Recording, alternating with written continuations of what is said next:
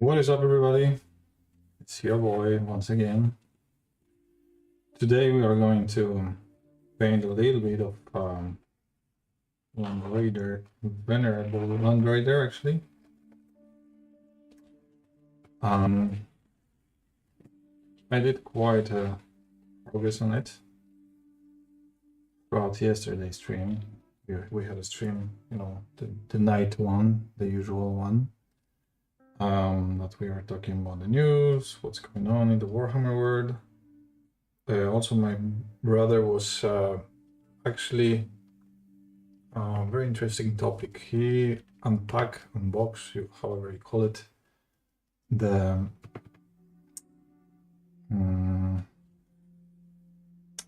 like the how you call it, the package? No, the box for miniatures, basically, that you can transfer the miniatures in. Hello, G83, welcome back. Good to see you, huh?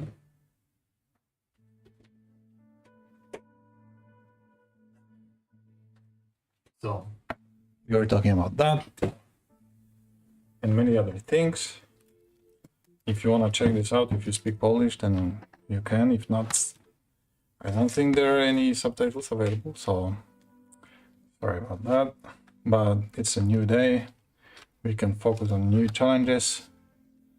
And as I told you already, today we got this beautiful Land Raider Proteus that I'm painting as I will be using it as a Venerable Land Raider for 40k. So this is the job for today. Hopefully finally I can do some progress on it, because every time I see him, like, I didn't do anything, man. Looks like he's in the same place every time. I did some tests. Agrax airshade in this place. There's a lot of brush strokes, which I don't like, actually. But we'll see after the dry brush how does it look. I did the black pattern here a little bit more precise. This line can be probably a little bit more straight, but this is gonna be a job for the last parts. I need to put the second layer of gold on this inside and the black on these parts, and I think this is gonna be the job for today. I will see how long it's gonna take. Just saw your photo of a damn, those sister looks mint. Thanks, man. Thank you. Yeah, I just did the picture. I posted it immediately. I wanted to finally update the stream layout. You know, this picture, I had the Baldor here, which was not actual me that I painted the last one, because I painted these two Venatari guards. And then in the weekend I spent some time painting the sisters. So finally updated picture here in the corner. I'm very happy with the way they turn out, these Sisters of Silence. They're models that are, you can do a lot with them, because the base, how they look, like originally, they are like gold, and they are kind of similar to how the Custodes look. But I wanted something completely different, since they basically can be a separate army, They can be played as separate army, especially in 30k, which I play a little more of. So if I will have enough of them, then, I can create actual army. So far, just 15 and 2 characters, so not the real threat. I cannot do much with them. But for the campaign that I'm going to start soon, it is enough. I was talking about this yesterday with Miłosz. I'm gonna start Horus Heresy campaign with a little, twists and adjustments, so everybody is more or less you know, similar power, because for example, if I would play only Custodies, then I would take like, you know, 7 miniatures, and probably it wouldn't be very fun for the opponent. So these we have like some special rules that we're gonna follow while building a list. And I already have something in draft. I think it's fun. For example, we can take only models with 3-up save. Max, like the best would be a 3-up save, and only one model can have 2-up save. So this disqualifies immediately all the Custodies lists, right? Beside the Sister of Silence with Venatari, because Venatari, so the flying dudes with jump packs and wings, they actually have 3-up save. So this can be taken. And the Sisters, of course, they have 3-up save, so no problem there. And one model with 2-up save, who is gonna be my Silent Judge, which the model, of course, will be different. The model will be Valeya, that I've already painted. But the Silent Judge is like a character for Sisters of Silence. She gives like bubble of -6 inches to shoot at the unit. So that's pretty good. Plus they are totally immune to psychic powers. You know, they have some benefits. They're cheap, you know, only 60 something points or 55 points. Plus you can, of course, give some extra weapons. So they are, you know, not very powerful, but at least eligible to play. Because, of course, Shield Captain would be maybe eligible, but a little bit too strong, in my opinion. Especially if I want to give some weapons to him, or, you know. And in campaign, you mostly develop your character, not actual army. At least what I understood, you know, because we are gonna play like introduction campaign with this 500 points, where our warlord should be like a war hero, and is gonna be recognized by their chapter, or in this case by Sister of Silence, right? And then they will go for bigger battles in the new campaign, where we are gonna play 2,000 and 3,000 points games. So I think this is gonna be fun. We have a nice variety of players, because we have Sisters with benefits, yeah. We have an AdMech player, which has a very nice, beautiful army. He's converting everything to be Dark Mechanicum, but playing, of course, as a regular Mechanicum, which is not an issue. Just everything looks a little cooler and customized. And we have two chapters. I believe the guys will play Emperor's Children and either Death Guard or Alpha Legion. We'll see about that, because maybe Space Wolves, I don't know. We'll see. My friend has a lot of choice, so I'm not sure about that yet. But this is gonna be in the next month, in November, after I come back from my work trip. In the meantime, of course, we're gonna prepare more and more Custodies, so when the battles of 2,000, 3,000 points are coming, I cannot use actually my Constantin Valdor, then at least I have something to play with instead. Speaking of Constantin Valdor, I was playing Heresy during this weekend. I had a 3,000 point game once again. 3,000 points is like a regular size battle for Heresy. And finally, first time in Heresy I won. Which is nice, you know. It's good to be back, let's say. The game was fairly close. It definitely switch a little bit in favor of Death Guard that I was facing. There were a few factors that definitely helped me in the first rounds, because again, I won the priority role, and I chose to play in the knight. So everything was -1 to hit, and the vision was only 24 inches. So in this case, the custodies do not suffer, at least my list do not suffer a lot, and actually benefits from the downsides of the opponent, because going from 2 up to 3 up is one thing, compared to 3 up to 4 up. You know, you go in from 67% chance to 50% chance. If you have a lot of shots, if your shots are, you know, heavy like glass cannons or something, then it just a big difference.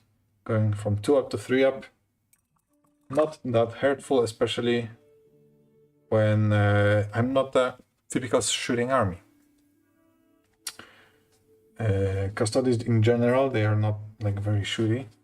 They have some nice weapons here and there, but they are mostly just tough and trying to stand as long as they can, surviving. And the firing back is, I think, more melee. I mean, firing back is, it depends, of course, from the list. They have some nice choices, but definitely I didn't have a list that can hurt in shooting, you know. So that was the situation.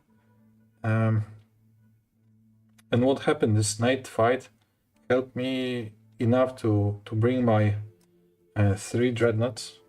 I took 1 Telemann, wasn't painted yet, but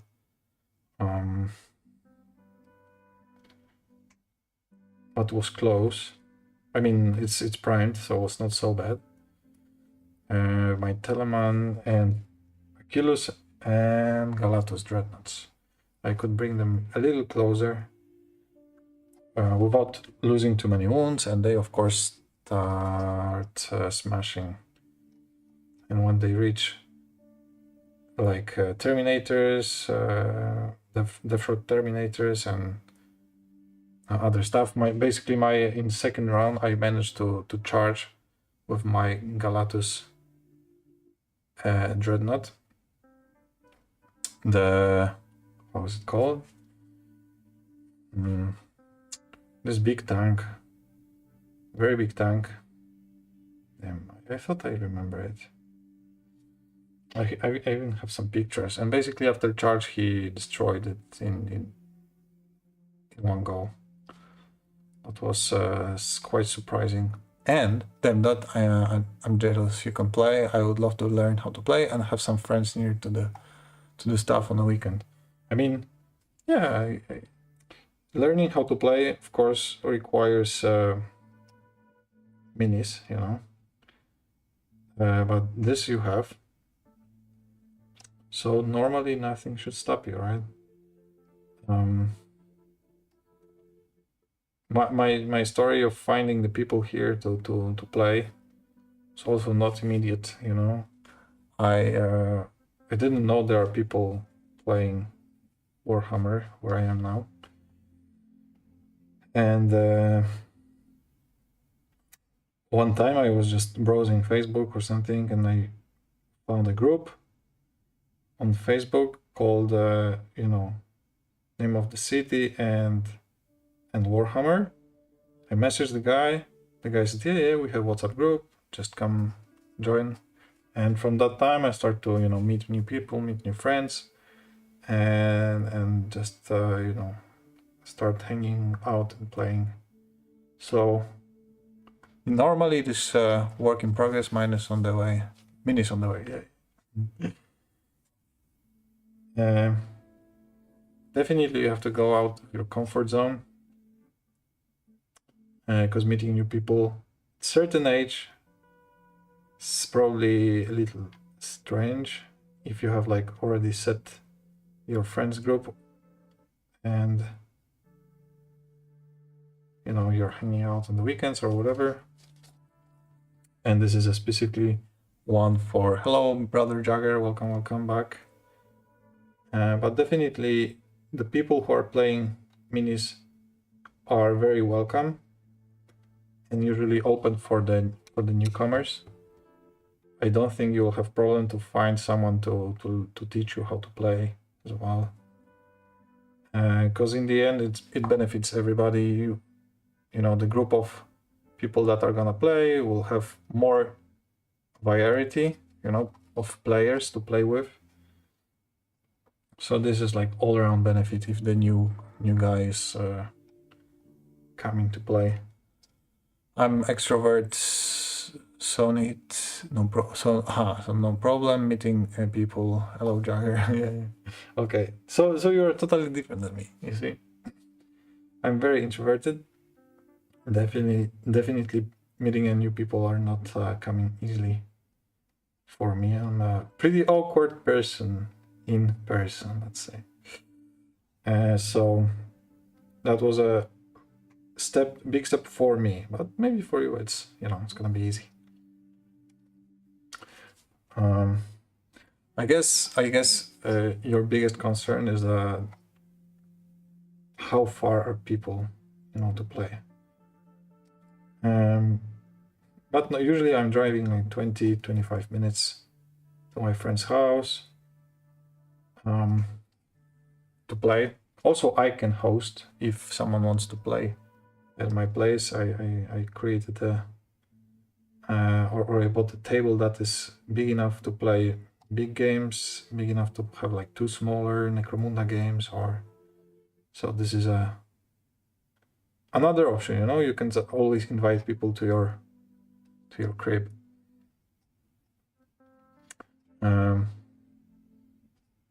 Because not many people have the ability to host. If you have a shop around your city or in your city that have some tables, terrains, that's also an option. I know there are shops like this all around Poland, and they host tournaments. You can just rent a table, play. So there's always a way. And learning how to play, it's a fun process. I was telling already this, but this whole challenge is exactly for that. I mean, I'm mainly the enjoyer of the games. You can say I'm a player. You can say I'm a player now, but this is the most fun aspect of the hobby for me, at least.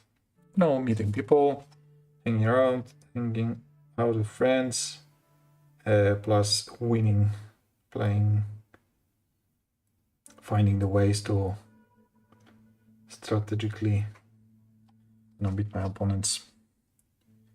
Especially in the bigger games, because in Necromunda, it's whatever. It's always fun, whatever you do. Of course, I'm trying to win, but the things that are happening in Necromunda are crazy, totally crazy. So you can never expect to win. I was playing actually Necromunda as well this weekend. Another campaign game. We have a new cycle, so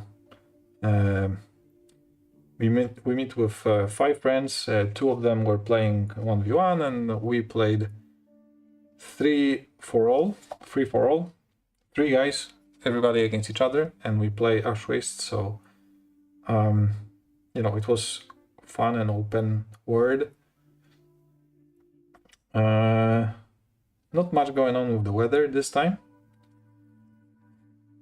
but the game was basically we had to find the fuel for our trucks, and there was like 11 objectives on the battlefield. We had to come to them, spend double action, and open the fuel tanks. And on 4-up, there was a fuel inside. We could score 1 point. So luckily, I have a lot of guys on the, these flying skateboards. They are fast. They are tough enough. Rat Ogre, hello, welcome. They are tough enough. What I mean, one of them has a shield. They have mesh armor, so, And there was a wind, kind of a wind, because if you were going more than like 6 inches outside the road, so in these dusty areas, the sun go up, the dust go up, and you had like cover, so you were -1 to hit. So it was very helpful. So my guys, in the first turn, of course, I found a way to drove to these fuel barrels to find the fuel there. And I had to wait 1 turn because the double action, of course, made me, stay there. I survived and I opened 3. So in the first or like second turn, I opened already 3 caskets. And in all 3 there was a fuel. So I thought, okay, it's pretty good. I might win this. But what happened was that the trucks of my opponents start to drive over my people constantly, And you can, jump aside and try to not get hit. But the thing with Vansar is that they are terrible sports guys, They are not good at sports. Basically, they have cancer. They are like cancer patients. So, and they have a terrible initiative. So what happened? The guy drive into me. I was standing like 2 guys next to each other. He, splashed on the ground with his truck because I couldn't step aside.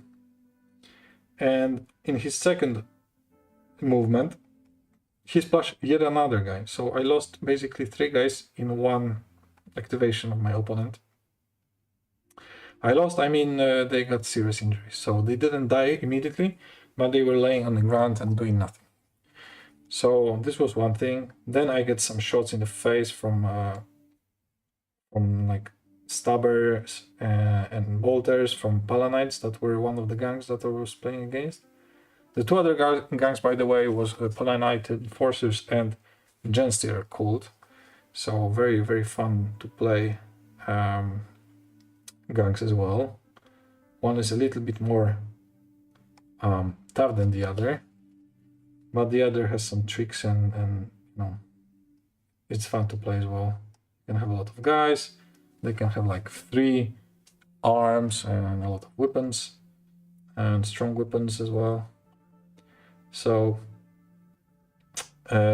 basically my goal from that point was to survive as long as possible, just to, not voluntarily bottle, because if you voluntarily bottle, then you're losing the game automatically. So I was trying to, okay, let's keep my guys. Okay, they are super seriously injured. I had like 4 guys seriously injured at one moment, but at least they are not straight up dead. So I was just crawling, hiding in some, under the buildings and getting away from the trucks to not get killed again. And in the end, I managed to, survive in this way till I got the draw. Because the Palanite Enforcers also, in the last moment, they opened 2 more boxes and found 2 more fuel tanks, which gave them the score of 3. I had 3 already, and Gensteer Kurt had only 1, so we finished with a draw, which is, also fun in the end. Nobody's losing, nobody's winning. And well, soon I'm gonna play 1 more game of the cycle, but I don't know against who. I think the luck is gonna be my next opponent. We'll see about that. So Necromunda is, you know, there was so many hilarious actions and rolls, especially because rolling in Necromunda is crazy, totally crazy. You can never expect the result of the roll, because mostly you roll 1d6 dice plus like ammo dice or scatter dice, some specialist die, you know. So they are extremely random. Morning, bro, Lemkin, welcome back. Oh, welcome back? Maybe not welcome back, because I don't remember your name, but then just welcome the stream. Good to see you. So yeah, this was my weekend adventures with gaming, Horus Heresy, and finally I'm getting the rules and I'm a little bit quicker. So we played once again with 3,000 points and we finished 1 hour faster than last time, which was good also, because I don't want to, you know, spend 5-6 hours playing. This time we spent like 3.5, so I think this was a pretty good pace. I found a way to play Custodes, you know. There's not much shooting, there's not much moving, because I have, you know, few models. They are super expensive in points. So movement phase and shooting phase is usually fast. Movement phase very fast. So I spend most of the time, if I am in combat, and then of course my opponent takes a little bit more time because they have more models. But I'm very curious about mirror matchup. So Custodes versus Custodes, how does it go, you know? Because I don't think it's gonna be a lot of casualties there. The rules are a nightmare. I have just started playing with my son, Chaos. The rules of Heresy or the rules of Necromunda, because I just talked about Necromunda. This could be a delay. Because if you talk about Necromunda, then definitely they are quite okay. They are simple in the terms like if you get it, then everything makes total sense. But there's a lot of them, and you can do a lot. And oh, sorry, you're playing 40k. 40k. Okay, yeah. 40k is quite complex for sure, because I even stopped playing 40k just because of that. I was like, fuck, I cannot keep up with the rules, and I'm just, you know, at least in 9th edition, it was constantly new codex, constantly new stratagems to learn. Everybody had, you know, could have new armies. There was these armies of renown or something that were only in White Dwarfs, so they could use these lists or this kind of set of rules. So I don't know. I just in one moment felt like I cannot keep up. I'm not in the school, you know. I don't want to learn the rules every week because they put something out, something new. Right now, I'm not sure how complicated it is to play 10th. I played 10th just in the beginning, few games, so, you know, probably not the best. I couldn't help, definitely, and tell you if it's that complex right now. I think they reduced the amount of stratagems quite a bit, that I remember, compared to previous edition. And yeah, you have a little bit less choices in terms of the artifacts and like some special world traits. So this, I remember they were trying to adjust. Still it's a lot, especially if you have like more than one army. Not easy to remember all.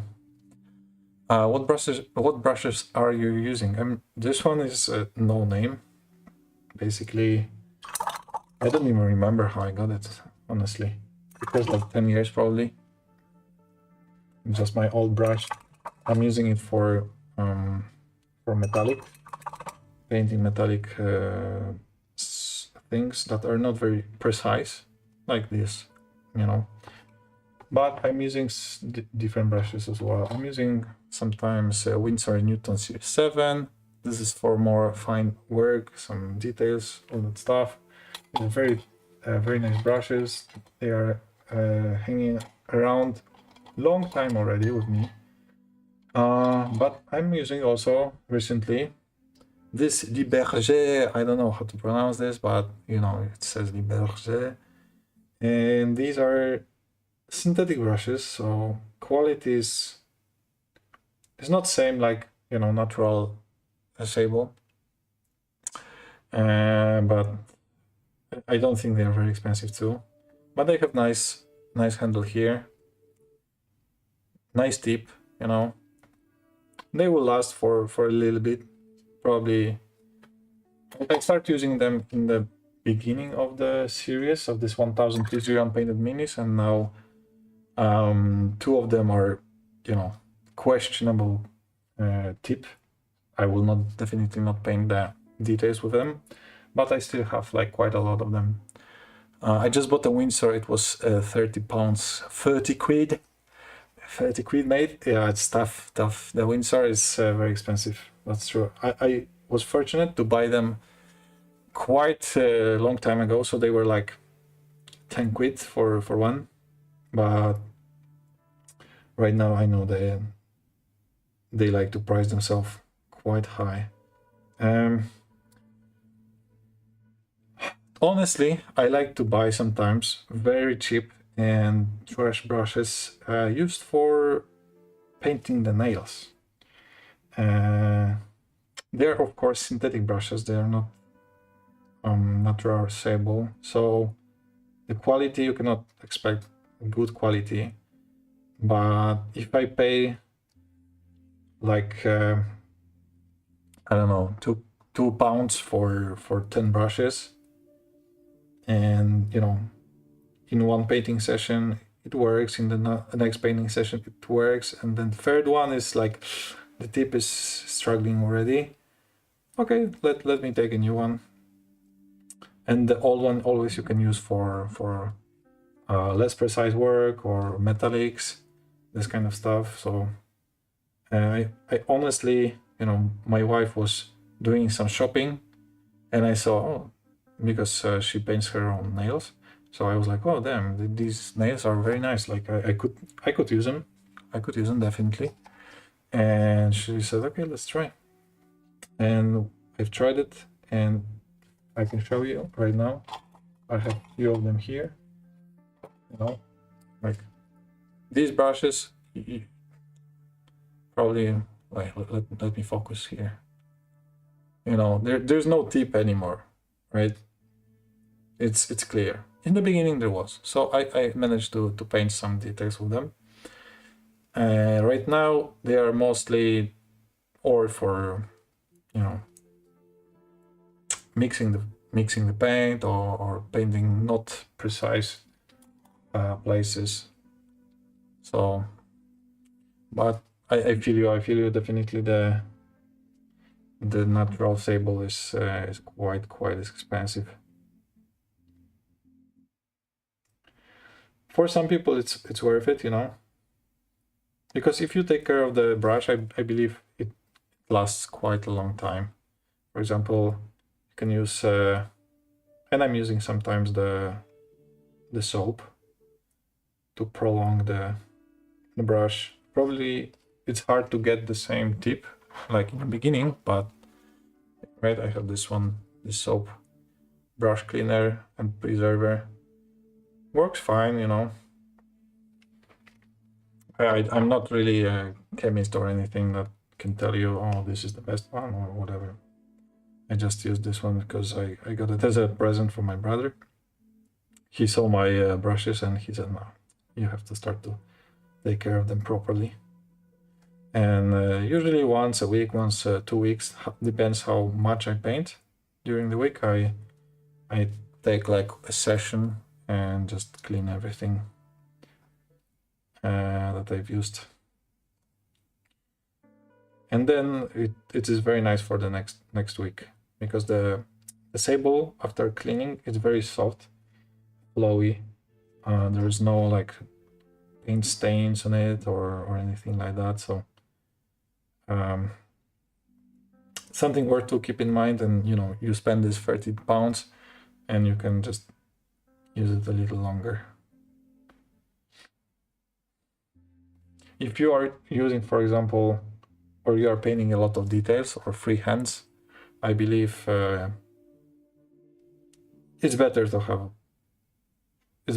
better brush than the brush that is used for painting the nails. Let's be honest, they are very solid, and this Winsor & Newton or Kolinsky or whatever, they are very solid, good brushes with amazing flow tips.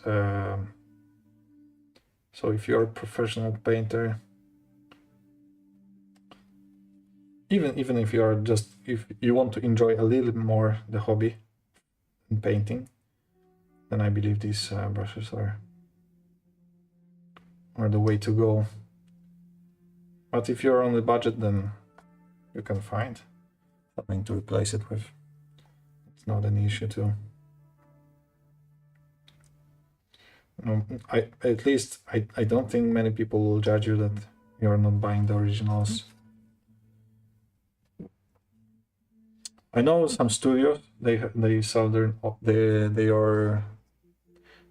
they own paint brushes.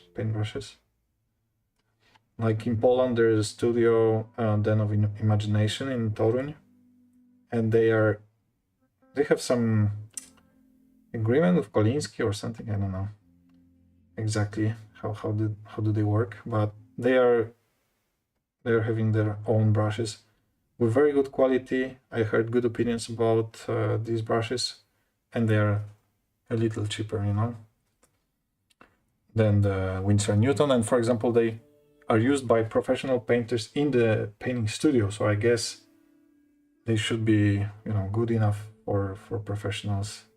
If they're good enough for professionals, then they are good enough for us peasants. Yeah, I too can recommend vegetable soap for cleaning brushes. It really does the job and works as a conditioner. Vegetable soap, okay. I didn't know I have vegetable soap. I thought it's just a soap for brushes. I didn't realize it's like, so you're saying it's vegetarian or something? If yes, it's interesting. Although I don't really know how the soap is created, even the regular one, if it uses any animal products or whatever. I believe in the soap there is no meat, right? That would make that would be a little strange. But what the fuck I know, I'm not like super smart or anything, so maybe yes. But yeah, if you have if you have time, it's good to from time to time clean your brushes, just to give them a little bit more time on this planet. Don't throw them away. Plus, you can save a little bit. I think they're made from vegetables or something. Yeah, I don't know. I mean, the structure is like avocado or whatever, so maybe something like this.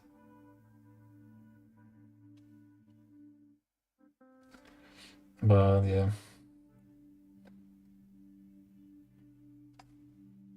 So as you can see, I'm close to be done with second layer on the top here. I'm very happy how this gold covers the previous layer. Soap main ingredient is fat. Okay, I see. So not very yeah, not much fat in vegetables, I guess. My carrots are usually pretty thin, so probably it's hard to squeeze fat from them. Probably, I guess, pork fat or something, right? It would be my my main guess. Well, probably it's not the best to mention. At least I know stories that from the Second World War, how the soap was made, which was very disturbing. So who knows, knows, you know. But yeah, that's very, very traumatic and sad. They makes me very soapy. Yeah, so. But I guess the fat is used for the soaps that are, you know, like a physical soap. What I mean is, like, if you have a gel, I don't think there is fat there. I'm not sure, honestly.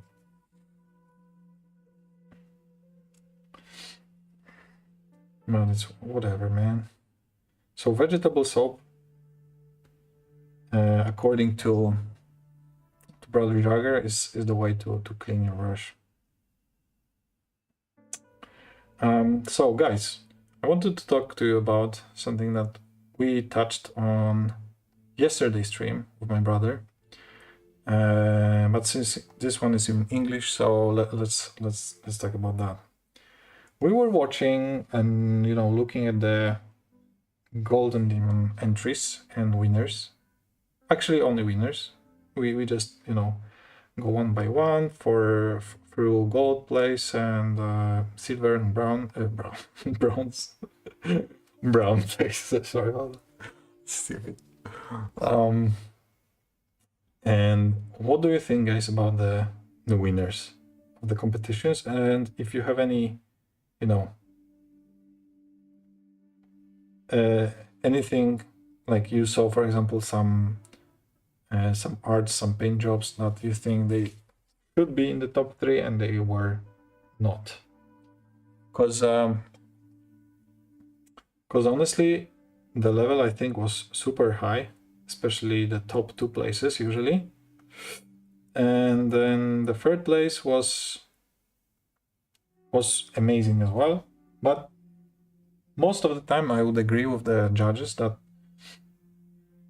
okay, I see that this place can be 1st or 2nd, and then this 3rd. Like, from the picture you could see clearly that there is some sense in terms of, you know, placing the contestants in this way, which gives me a like question, like, if there was only one this high or only 2 this high level entries and then the rest were more like regular, just mini on the base, good paint job, but, you know, nothing fancy or amazing, or they had actually, you know, so many good entries that it was very hard to choose even these 3. I'm very curious about that. Probably can find some pictures, some more pictures from the competition. But the other thing was that there was a lot of work, like a lot of contestants were using, let's say, okay, they were they had one mini, but the base and the surroundings, like even the background, they were creating a background which was a mini itself. Like, it was a complete story with scenery, with you know, with minis on the base that basically were yet another story. And I felt like these were the paint jobs that were most appreciated by the judges, you know. So for me, it was kind of interesting how this hobby develops and how more and more creative the people are getting to get these top places. It's not enough anymore to paint beautifully the mini and just put it on the base with some, you know, rocks and a little bit of grass, and most of the time is not enough. Now you have to really spend a ton of time painting one mini, ton of time giving it like a, let's say, a story, like it's in motion or it has some kind of, you know, surrounding that is telling this story for it, or even in addition to, you create the background. It's like I think they are making from paper or something, or some plastic art. I'm not sure about how they are creating it, but then they are, I think, using like an airbrush and painting the background. They are adding some, you know, mini paintings of soldiers or titans in some of the cases, or, you know, some scenery that the guys are sitting next to the grave, and this grave is surrounded by the battle, and, you know, it's not the mini only right now.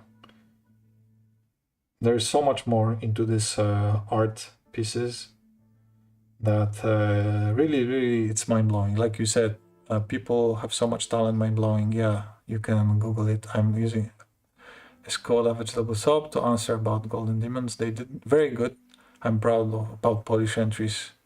Iggy, I know it's very possible. Yeah, you can guys. Yeah, this would be interesting. You guys live close to each other, right, in Poznan? So there we go. You already found a person to play and paint, maybe. So this these entries, yeah, congrats to all the Polish contestants and Polish winners, because I believe Ewelina won something, Paweł Makuch won something, won the second in diorama. Ewelina won, I think, third in the 40k unit, and Grzesiek won third in Legion in epic scale. I think these were three winners, and honestly, totally deserved. Amazing work, all of them. Special shout out to Grzesiek, that I was doing one commission for. Like, he was the one who found for me the job, let's say. My brother was painting for him for a while, for his studio. So that's special shout out to him. But then, of course, quite impressive entry by, quite impressive. It's not enough to say.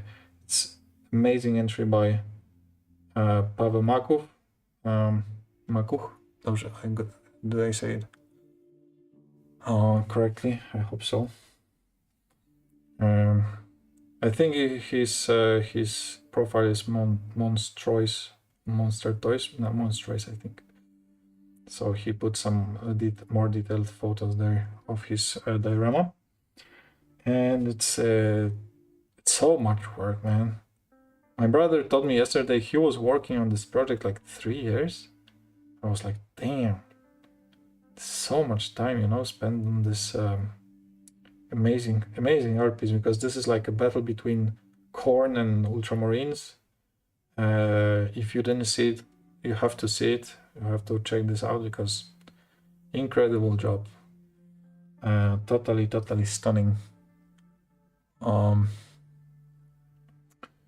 So very big congrats to that. And Grzesiek, he did scale, so very small.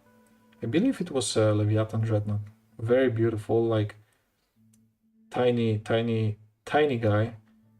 He posts some photo comparing it to his another entry that unfortunately didn't win, the actual regular size Leviathan. So it was a pretty funny picture, you know. That with a sun, so like a big Leviathan with the little tiny one Leviathan. Both painted amazing. Paul Makuch did great. I love his work. Yeah, his entry was enormous, and I was quite surprised that he didn't won. And I think it was a little bit unlucky as well, because the type of the competition, like it was a dual or diorama. So these two can be totally different, totally separate. The dual can be, very small and tiny and amazingly done, like this Tyrannid with space wolves flying into water. Like it was a great, amazing entry, very, very creative and beautifully done. So I get why he got the first place, but at the same time, I don't get why Pavel didn't get the first place. And I think it's just a little bit unfair that they split these two categories. Because I remember, I think they were separate. The duels were a different category and diorama was a different category. And I think it should be this way, because respectively, both of the entries could have first place in their own categories. I don't know why they did that. Maybe they felt like there's not enough entries for each of the category. Like, you could do diorama and there's not enough people there, so less competition in theory. And the same for duels. Like, there's not so many duels painted for this category, so let's connect these two and just. But honestly, usually these categories are the most impressive because you can do a lot in both of them. They require much more work. They require much more like not only painting mini, but actually telling the story, painting two usually different minis, so the contrast is big. Like in this case, the Space Marine against Tyrannid. The dioramas are even bigger work, because as you can see, I don't know how many miniatures are in Pavel's work, but looks like at least 20 and potentially more. Plus, huge base, beautifully done. A lot of work on each single mini. So,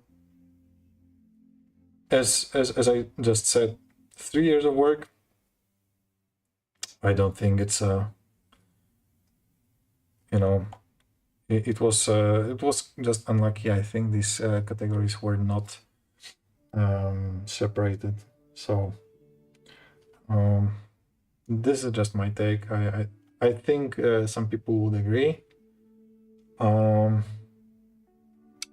don't know. Maybe it's just not good for competition itself. Like I said, maybe there's just easier to get the diorama place, because less people is doing this huge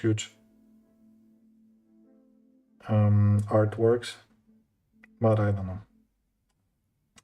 We should ask the organizers for the reasons why. Anyway, big congrats to all the contestants. I would love to go in the future to this kind of competition. Probably with a mini. Probably with not a actual mindset of winning. 100% with not a mindset of winning. I would like to just go and see these art pieces live, because I love watching these beautifully painted minis in person. It's totally different feeling when you're just watching the picture and you see, okay, this miniature is beautiful, but when you have the reference of how big is it, the size, and the details, the amount of details and how is it done. It's just something else, guys. If you have the chance to ever see some professional painter job and see it in real life, how well are done the transitions of the colors, how well are done the like the smoothness of the paint, amount of layers that they had to put in just one transition, one color is amazing. And if you have a chance to see something like that in person, then definitely I recommend. I was fortunate enough to live in the same city and be I know one of the Polish Slayer sword winners from the past, Karol Rudyk, so shout out to him. And he was generous enough to show me his studio. I have some conversation with him, some lessons, so I could see from very, very close all his work. And he's just incredible painter. So as I said, if you guys can, definitely try to see something like this in person. And we'll see. Maybe I'll find a mini that I like and that I would like to go with to the demon, golden demon. Of course, it's just a light competitor, more just to watch everything, maybe meet some new people, maybe for the channel actually, since we are like focused on Warhammer all around, just do some interviews with artists. That would be, I think, something interesting, maybe valuable. Maybe you would ask for some tips of how to paint this or that, if so, then maybe we can organize with my brother a trip to some of the Golden Demon in the future. I think that would be something interesting, I know my brother would love to do that. He was already a participant in Golden Demon before. He was, I think he was telling about the story yesterday. He was going to Dortmund a few years ago, where he participated. I don't remember what exactly he painted that time. I really don't remember. I'm sure it was a nice entry, and I'm sure he has some pictures of it.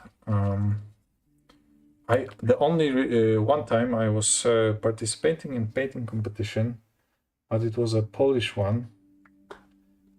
Maybe some of you guys know. It was a Hussar. I don't know if it actually continued to exist or maybe changed name or something. I really don't know what happened to Hussar, or does it exist or no. But yeah, it was a few years ago. I was painting a Crow GB, welcome. Hey bro, hope you are well. Nice to see you. Number go as this crazy. Yeah, during the weekend, I go a little bit against myself. I painted more than 3 in one batch, let's say, right? As you can see, I painted 5 Silent Sisters. So, and this number went down, fortunately. But yeah, glad to have you back, man. Good to have you here. And back to the story. I was participating in Hussar, and I painted a, what was that? Dark Angel. Yeah. I think you can find it on my profile actually. My personal painting profile, because usually I put the pictures now on our channel with my brother, the Brohammer _H3G, but the other one I think is on different profile, on the Cornell, like you say corn, right? Like a god of the berserkers and everything. Berserkers, like corn berserkers. So I put like Cornell. And I think you can find this entry back there. And I don't think it was a good entry or anything. I didn't think I will win. I thought my brother might win, actually. In Hussar, and he did. He took a second place, I believe, in the squad.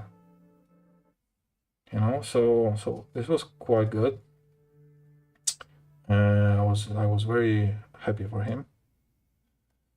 And I think it was the same year that he went to this Golden Demon in Dortmund.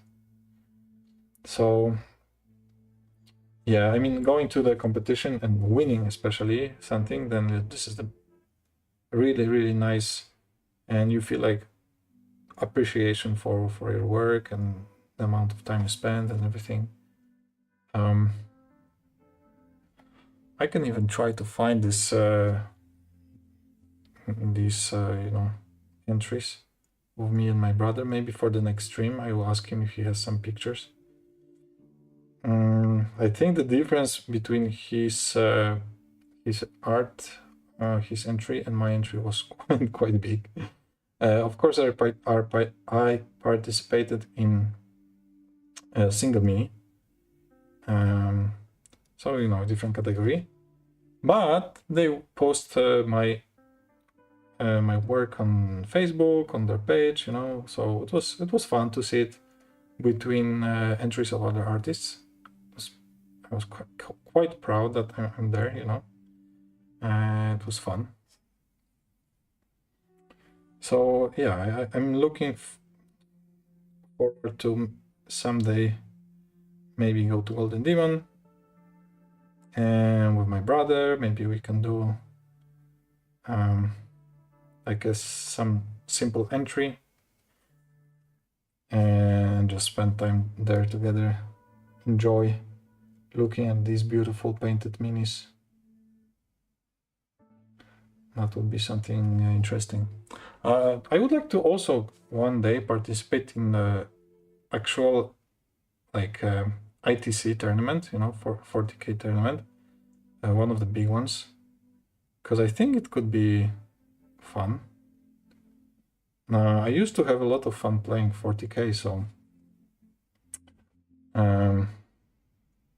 you know, with the right mindset, maybe I can come back to it.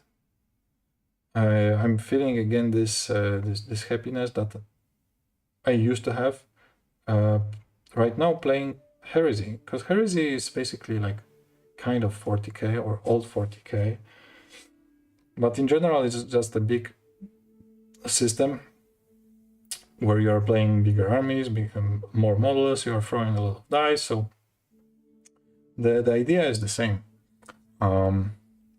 So I start to feel again that okay, maybe I can go back. I cannot. I don't need to, you know,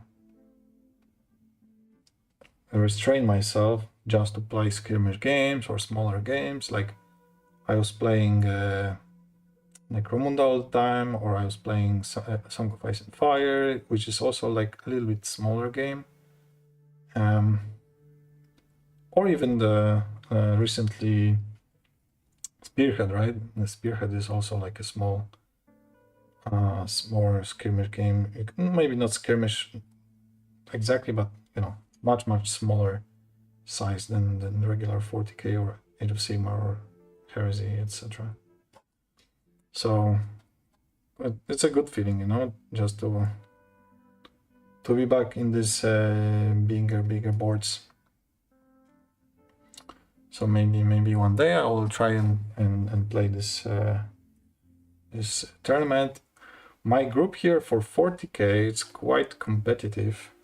So if I would really want to put some time and you know, give a real chance of at least not losing every game, which would be a little bit embarrassing, you know, if I go there and lose all. If I can go there and, you know, bring one victory from, I don't know how many you play, but probably like 5 or 6, right? You have like, this is the regular amount. That would be something fun. And I know there are different people in tournaments, 40k tournaments. There are guys that are super competitive and a little bit hostile. I heard stories that were not very, let's say, flattering for competitive players. I didn't witness it myself, so, you know, just hearsay, let's say. But who knows? I heard also a lot of very good opinions. You just go there. I think most of the people have similar mindset. You just go there and have some fun, especially if you're not like a regular player. You just, you know, you just play once a week. You're not used to tournament and the pace of playing, you know, how fast you play, and the guys know their armies super well. And you should probably know a little bit of other armies too, not just your. Just to be mindful of different things that they can do and what are the stats of their units. But yeah, this is something that I'm thinking more, probably 3 years plus. I don't think I'm gonna go back to 40k in the near future to play competitively, you know. And it's a lot of hustling. You have to travel with a lot of stuff. You have to prepare your minis not to break. Even if I want to play competitive games, I can play it here with my friends. Just, you know, heads up. Please bring something competitive. Please bring the strong lists, etc. And then we can do that. But definitely I would like to use my Eldars. This is for Primo, let's say. If I want to, yeah, to participate in the competition, I would like to use my first army that I was collecting, which is Eldars, of course. So as you can see, I'm close to be done painting the second layer of gold here. I have to paint this inside of the cover next to the rugs. I don't know why it's not covering very well. I probably need to spend even 3 layers here. But as soon as I'm done with these, I'm gonna go ahead with Agrax Air Freight. And before I do that, I will actually try dry brushing this area that I've already done. So I put this in the corner, Agrax Air Freight, everything. So I want to do the dry brush here just to see how it looks, how it's gonna look in the end. And then all the gold again is gonna be painted Agrax Air Freight, and then Citrus Alchemy from Scale as a final dry brush. So we'll see about that, how it's gonna go. I like the gold that is already here. It's quite nice finish. You know, doesn't look bad. Definitely a little bit too bright, not weathered, or, you know, doesn't seem like it's been on many battles. Basically straight new from the factory. And as all my custodies are, they are, you know, heavily trained in meta battles, so let's keep it in the same vein. Everything should be a little bit weathered, a little bit worn off. In the end, we are in 30th millennium, actually.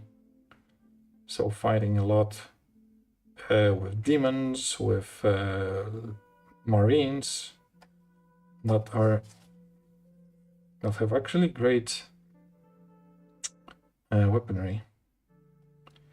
Okay, let me just check because this should be black. There we go. I'm gonna correct it black, but I just want to make at least like a solid line as a reference for the future black here. And from this side, actually, no, from this side, the cross should be somewhere here. So I'm gonna just paint the top in the correct place. So this is the connection. So this is gonna be gold, and from this part, it's gonna be black in this way.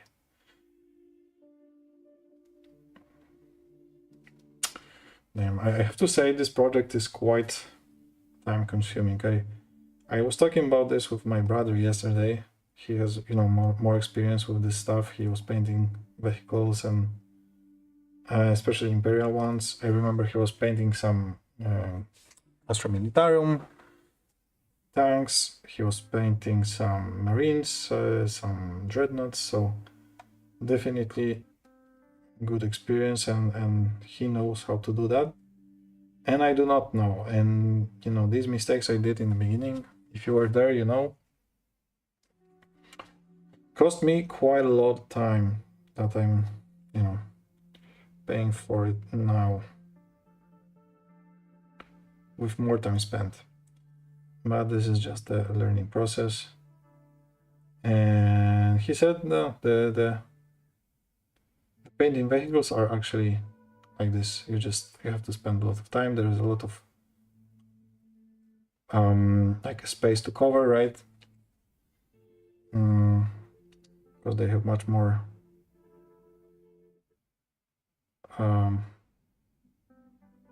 things to paint. Speaking of vehicles, by the way, I wanted to talk about one thing. I was playing yesterday Horus Heresy. No, 2 days ago, Horus Heresy. As I told you, you know, with Custodes I won. Fine, perfect.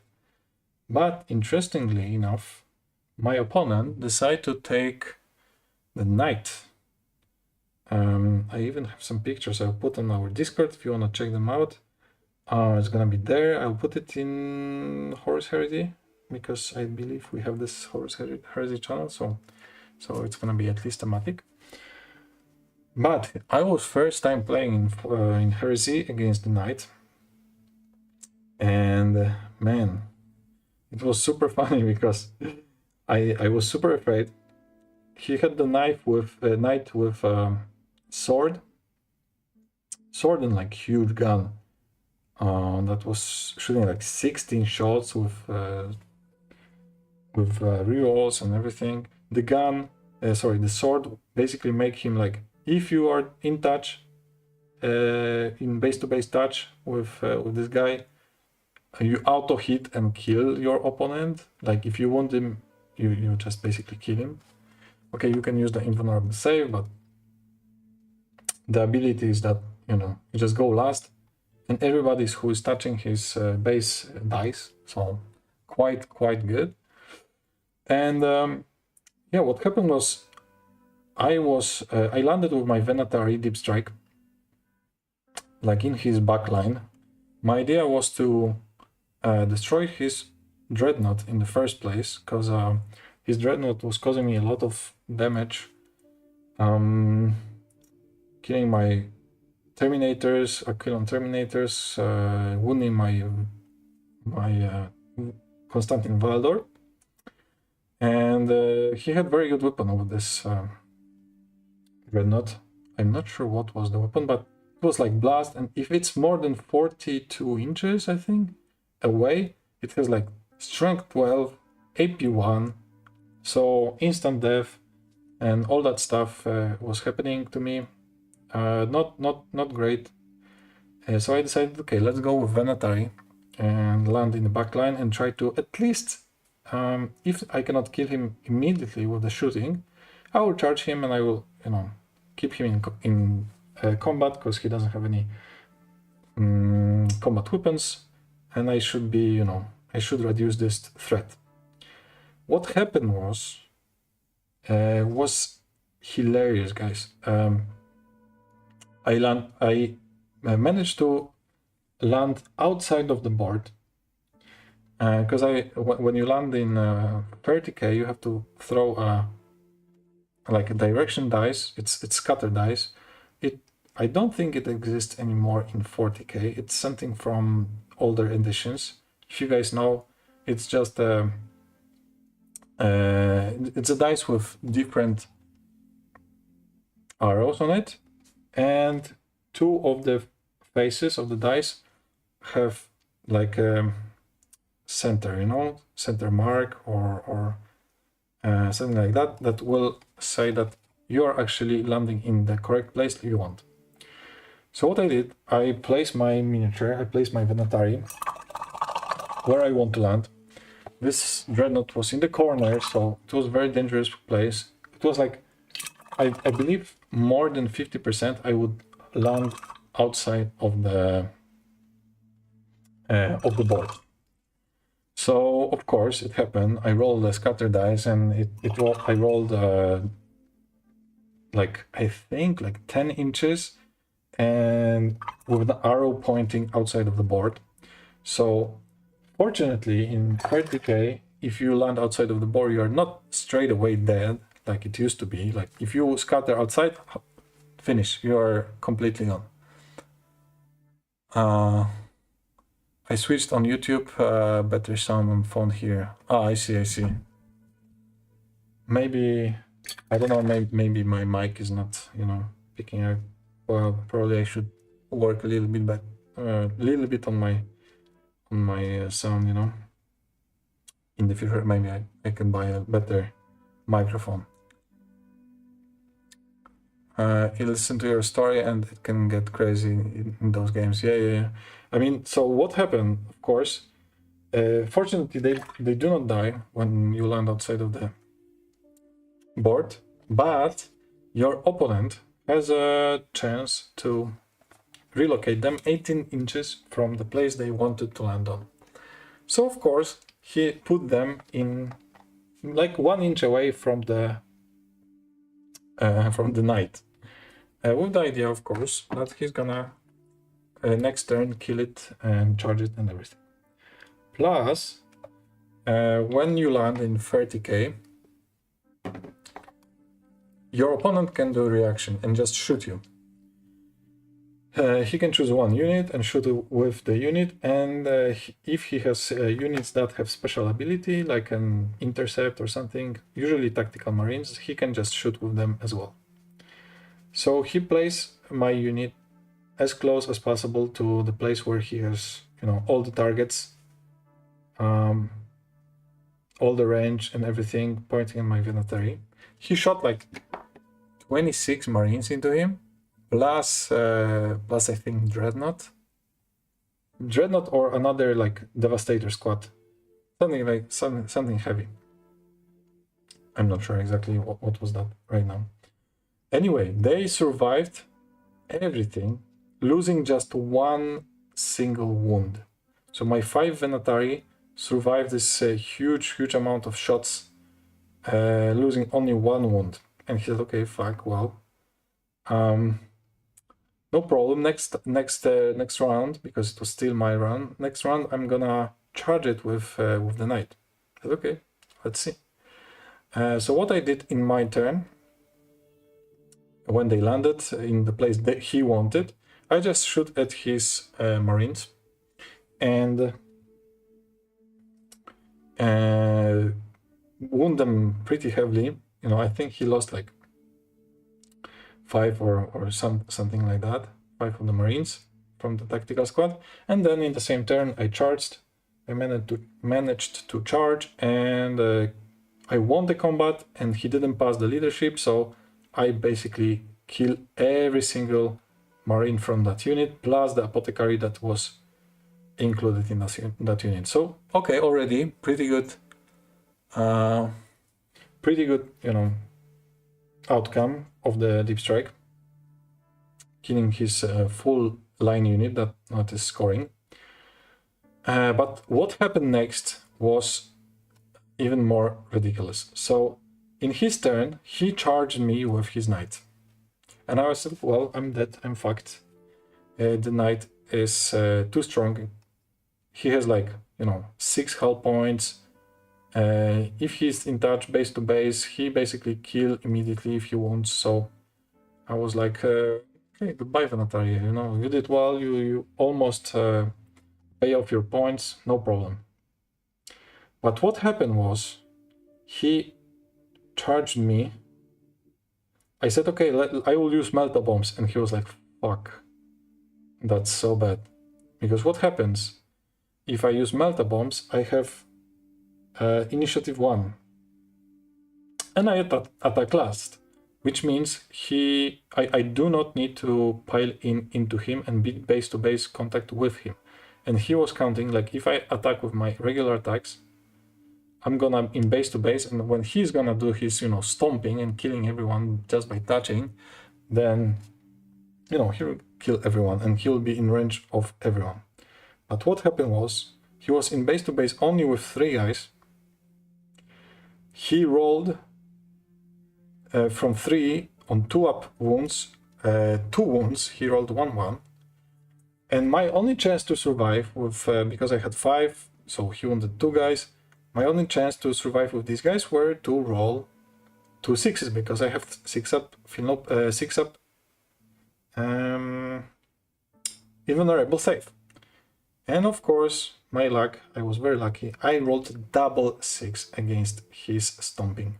He was devastated. His knight, who cost like, 350 points, he's huge, and he did kill nothing. He didn't kill any single Venatari squad member. So it was devastating, completely devastating combat. And when I start, using my Melta Bombs with initiative 1, so the last one, I basically destroyed him. I just wound him with two Melta Bombs. 2 Melta Bombs did a penetrating hit, did a explosion, and of course it exploded. Fortunately, the explosion didn't kill my Venatari, and I could carry on. So Venatari already killed a squad of Space Marines and Apothecary plus the Knight. So I was okay, damn, pretty good. So then next turn I jumped into the next backline units. I finally managed to charge the Dreadnought that I wanted to charge in the first turn I landed. And this time I managed to kill him. Of course, I shoot him, he lost a few wounds, and then I charged him, he lost wounds because I used, of course, Melta Bombs once again. So it was another like 250 points. And in the last turn of the game, I managed to get in contact with 2 Vindicators, 2 tanks, and of course, again, charge them, kill them, destroy completely. So I think that Venatari by themselves killed like, I don't know, probably around 700 points, 800 points, something like that, something crazy. Totally didn't expect it, because they could be gone as well, they could be totally, completely destroyed by this knight in the first place. And I was, it was a devastating for my friend, but in the end we laugh because,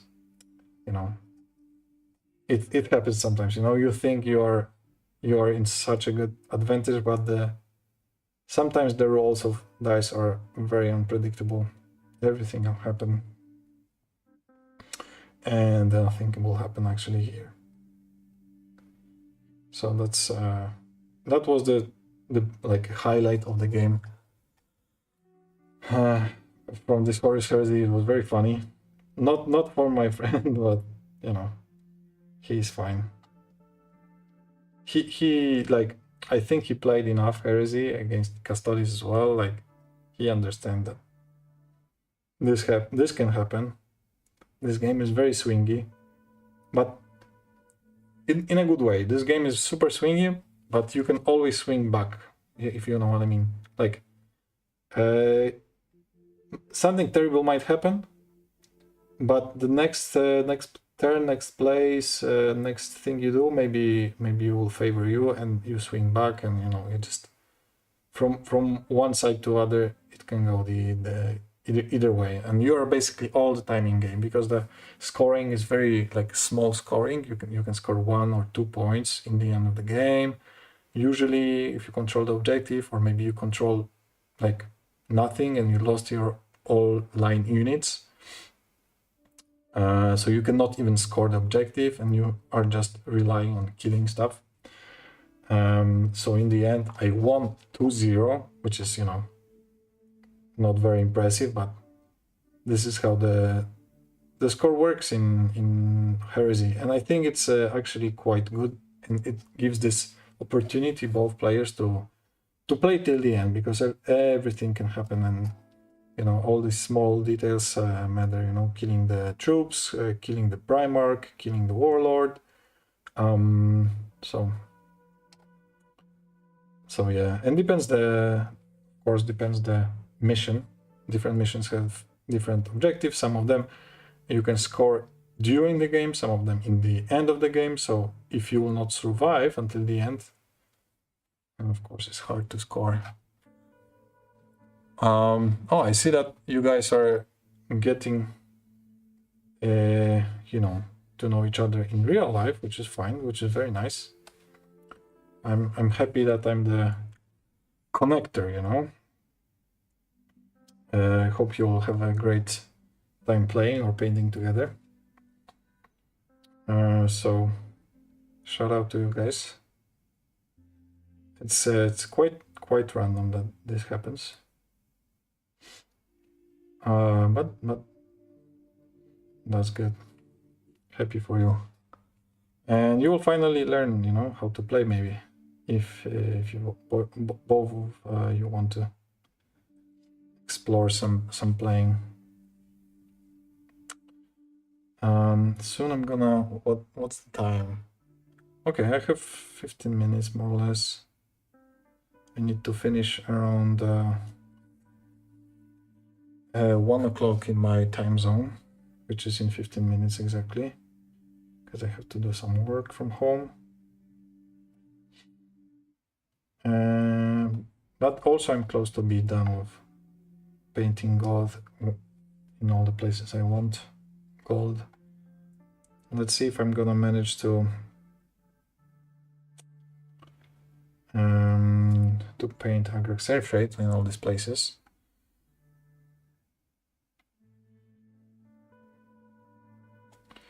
Because even though it's a shade, and you can think it's gonna take not that much time, it can actually take a lot of time in this amount of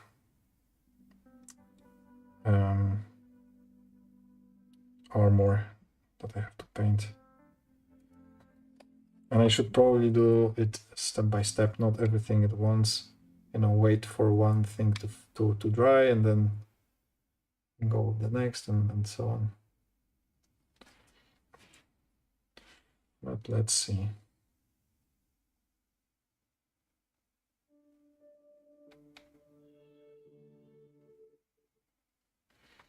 Okay. So this one is done. I'm looking for places that I might miss, or that the coverage is not as good as I would like to be. But most of the places look fine.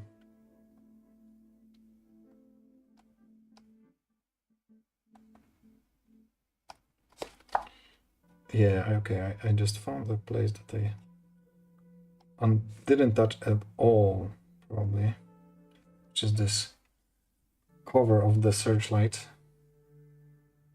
I should probably paint it sooner.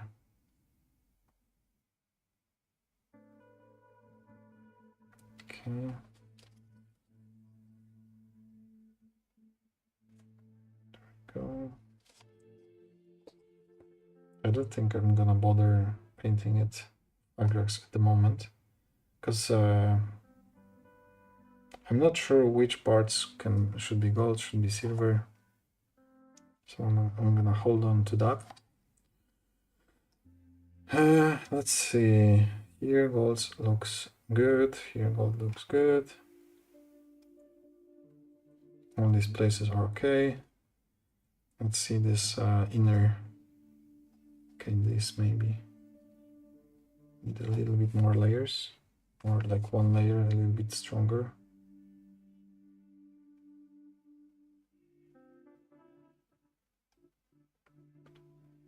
Let's see about that.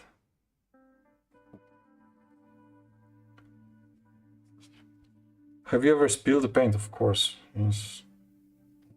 This happened unfortunately more than one time. So obviously the null oil or Agrax Earthshade, or in general the tall bottle paints are terrible for the painters, because any movement, any touch of it that it's not done with intention of painting actually, or taking out the paint, makes it like fall off and spill everything everywhere. So it happened to me already quite a lot of times, like at least 5, I would say. And sometimes I was thinking, okay, I will not spill this time anymore, because I remember I have to be very careful. And then, of course, I forgot and I spilled it again. So that was pretty stupid of me. But in one moment, my friend gave me very, very useful stuff, a very useful thing that I start to use from that moment. So this is, maybe you saw it before. It's printed like a base for paint, and let's imagine this is like null oil or something, tall. You just put it inside, it fits perfectly. Even if I put it in 90 degrees, you see, okay, 90 degrees, there we go. It doesn't fall off. So if you have it even like tall, something taller, okay, terrible, something taller, but it fits good enough and it will not spill. If it spills in this pot, but it never spilled for me, ever. So I was using this for a long time, but what happened was that I decided to use to rebottle everything and put them in this let's say Vallejo style bottles, and all my shades and washes are now in this kind of bottles. Even if they are like this, small tube, I put this on the palette, and if I spill this, probably should be fine. Yep, nothing spills. So this is the ultimate solution, for me to not spill any more paint.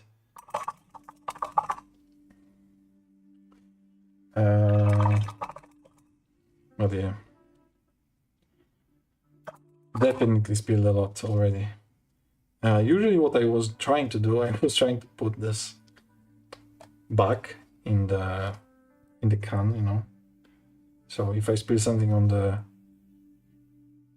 desk, I was trying to, put it back in the, like, doing like this, small movements,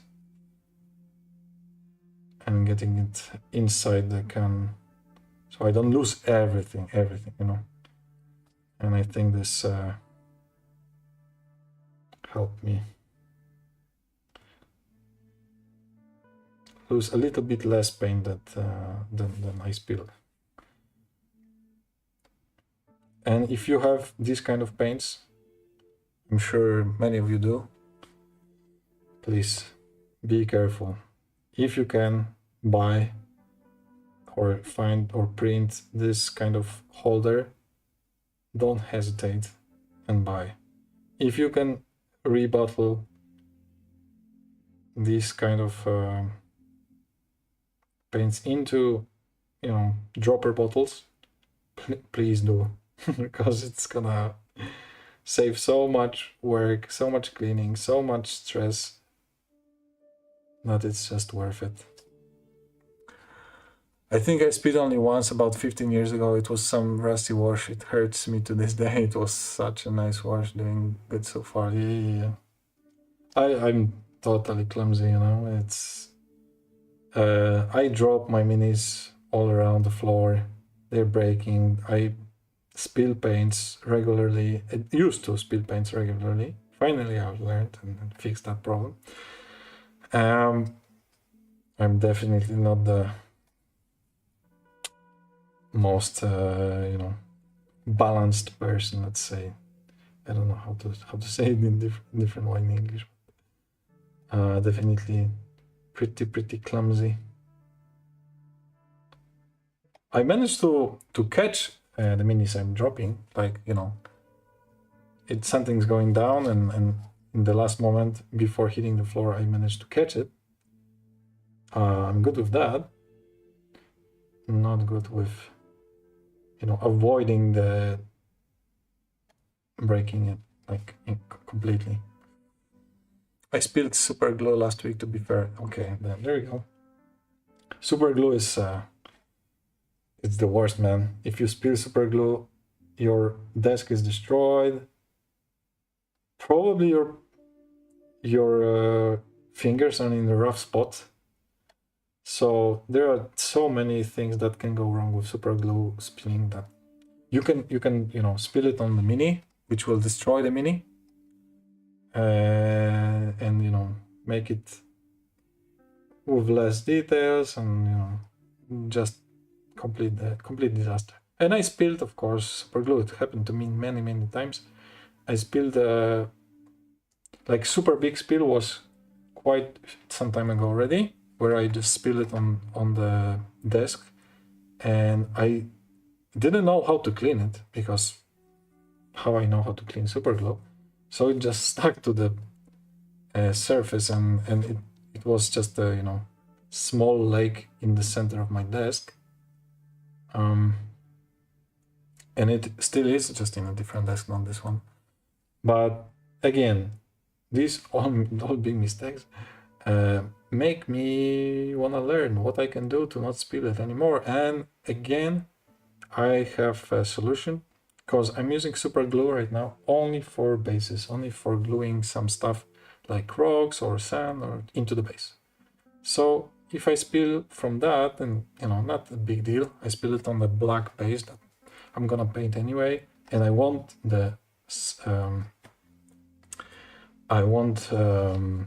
on it anyway, so the spilling is usually quite controlled.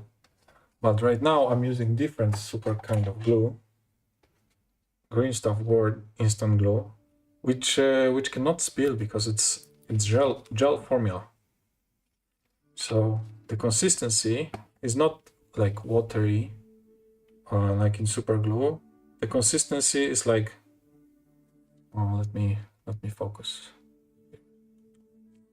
here, please. There we go. The consistency is like jelly like. You see, it's like full drop, and it's still not spilling. You can control it very easily. It's a little bit tougher, in my opinion, than super glue in terms of like how well it keeps the pieces. It could be because of the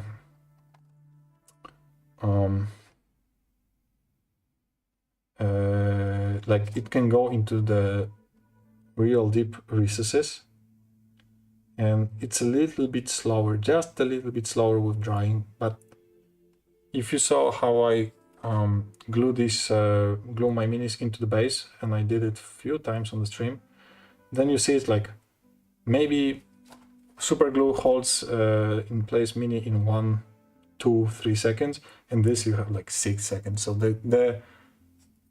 the difference is you know, acceptable, but you have actual control over this glue, and what you can do if you cannot reach some places, like, you know, some minis have, you have to go much deeper, and it has quite big, like, dropper. You can use the, you know, stick, like some small wooden stick, and just, you know, pick up this jelly glue and, you know, smear it over the place you want to glue, and it's gonna be totally fine. It's not gonna dry so fast if there is nothing sticking into it from the top. But this is like a super glue for plastic, for like Forge World or this kind of stuff. For plastic models, I'm using yet another different glue, which is this one. And this is, in my opinion, the best glue for plastic models. It's a plastic glue which melts the plastic. It's super expert, Faller. You know, it's some German thing. But in my opinion, this one, you cannot go wrong with this one. Look at this tip. So it has a like metal metallic needle, and you can be super precise with where you want to put it. You know, it's quite easy to squeeze, and you can put it in real very small drop or bigger amount, you know, and this melts the plastic, and when you stick together two pieces of plastic, it's gonna be extremely strong. It will not break unless you know, put a lot of force, and you're just gonna break a miniature, probably not the place you want actually. So if you have a lot of plastic miniatures, then use this one. I can recommend it with a I can strongly recommend it, definitely. Yeah, the desk and fingers took heavy hit. I got acetone, and I will try to clean desk this week. I just wanted to do fast keyboard key repair. Oh shit. Damn. If it went to the keyboard, then I'm sorry, man. It's the worst. But you are brave, man. If you are painting it over the keyboard, or like, sorry, if you are gluing something over the keyboard, then that's on you, man. Right now, if I'm using painting or gluing anything, you see, I have this kind of paper-like thing to cover the desk. I'm not gluing or painting or doing anything over the desk anymore. First of all, I don't want to destroy it, but the other thing, my wife would kill me if I destroy yet another desk. So let's keep it safe, you know. Oh man, okay, what we have? Okay, it's 1 o'clock already. I got to go. I got to do some stuff at home and work from home a little bit, but I want to finish this gold finally, you know. It's taking a little bit more time than I wanted, but finally on the next stream we can go next to the next steps. Maybe we can do this last cannons on the side. Maybe you can do this black, because it's gonna take some time to do the highlights and everything. So okay, so far it looks right. The coverage, the gold coverage is good enough most of the places. I think I didn't miss anything, hopefully. So yeah, nice. Finally. I spent so much time correcting this big mistake, just not whatever. So that's it for today. Thank you so much, guys, for coming on. And of course, I invite you for tomorrow's morning stream. I'm glad you connected, guys. Brother Jagger and Iggy. And I'll post maybe some pictures from Heresy that I've played over the weekend on our Discord. If you want to join, if you are not there already, then definitely come and join. And well, if you are not subscribed, please subscribe. We are trying to reach 1000 subscribers. We are currently on like 235, 4. So we are going, you know, slowly but surely. We may be like reaching 1000 in the next 10 years. So stay for that. And well, thank you, ladies and gentlemen. Have a great day. Have a great night, wherever you are. Thank you for sticking here with me, and see you tomorrow.